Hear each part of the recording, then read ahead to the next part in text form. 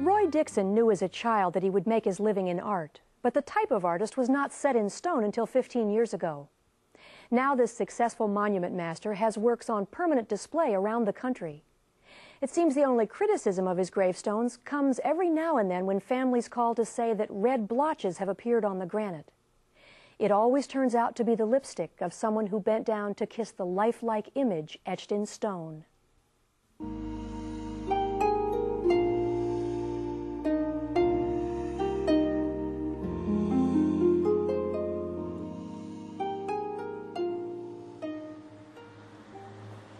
For Roy Dixon, having one foot in the grave isn't enough. As a monument artist, he insists on throwing in his mind, body, and soul, all of which are reflected in his work. A lot of people hug me when they see the stones. Some people just burst out crying. How I hope that people would react is that they tell me that it's the nicest thing that they could have done for the person that they loved. If you stop by Burlington's Lyda Burris and Metz Monument Company, you might catch Roy out front, faithfully tending to his weighty works of art. And while these granite canvases average 500 pounds apiece, it's Roy's devotion to each grieving family that seems to make the heaviest impact. Known for working 20-hour days, this self-taught artist promises his stones will be the most beautiful in the cemetery. And until he's delighted both his customers and his conscience, he can't bear the sight of his own reflection. One time, a family came in and they approved this stone that I did, but I had been up for about 40 hours with no sleep, and when I had finished the stone, I was tired, and I got up the next day and looked at it again, and I couldn't let it go out in the cemetery. So I did the stone completely over from the start. In the longer version of this story, Roy bought a new stone out of his own pocket, spent 3 days etching it, and then hauled it out to the cemetery himself. Once there, he used a sledgehammer to dislodge the earlier approved stone. This after dragging the 300-pound portrait 75 feet to its final resting place. That's really the only one that's ever really cost me. I don't like mediocrity, and I hate it in myself. I won't accept it in myself. When I die, people aren't going to remember if I return my library books on time. The only thing that's going to matter is the work that I've left behind.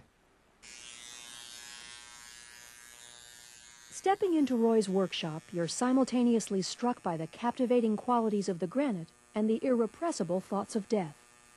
And while the atmosphere would seem to discourage puns, you can't help but wonder if the phrase "caught between a rock and a hard place" was coined to describe the life of a monument artist.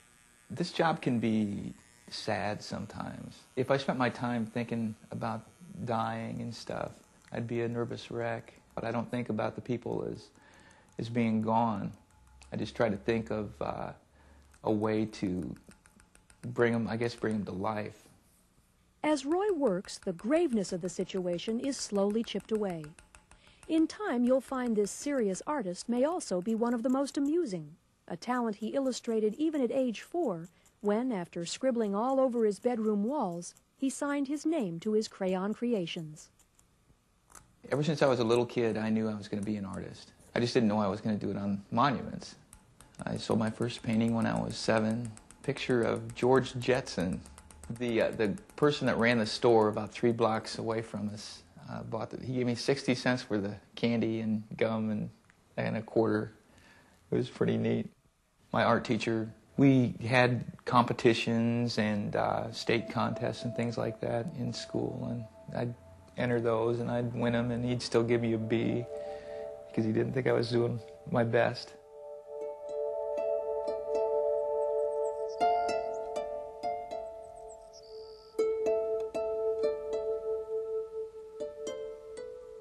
Walking through this Burlington cemetery with Roy is like stepping into an art museum.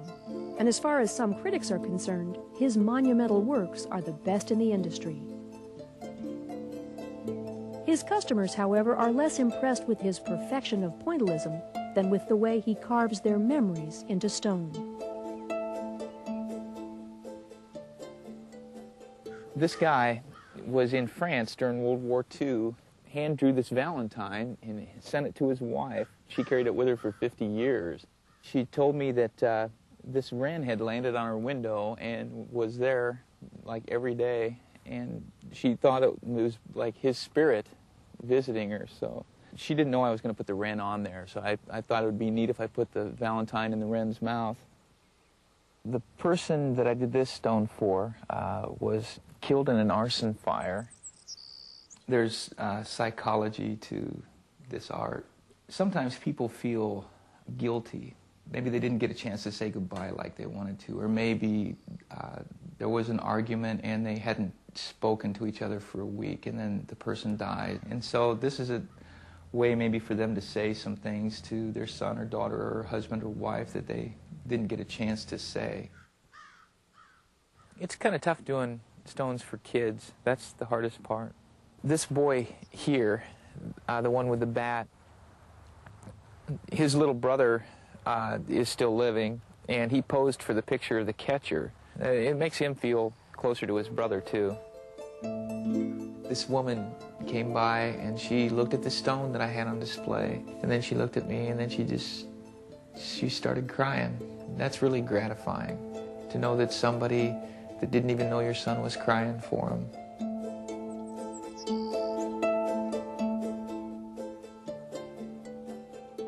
People just can't bear the thought, I think, of their loved ones being gone forever. They need something that they can touch and take care of and talk to. That's the whole reason behind these. After 15 years and more than 1,000 monuments, Roy admits he still can't deal with the idea of his own death. He's sure of one thing, though. He'll be taking his artistic secrets to his grave. Sooner or later, I will do my own stone. I said this before, I say it all the time, if somebody sticks one of those old gray monuments over me, I'll haunt somebody. I will.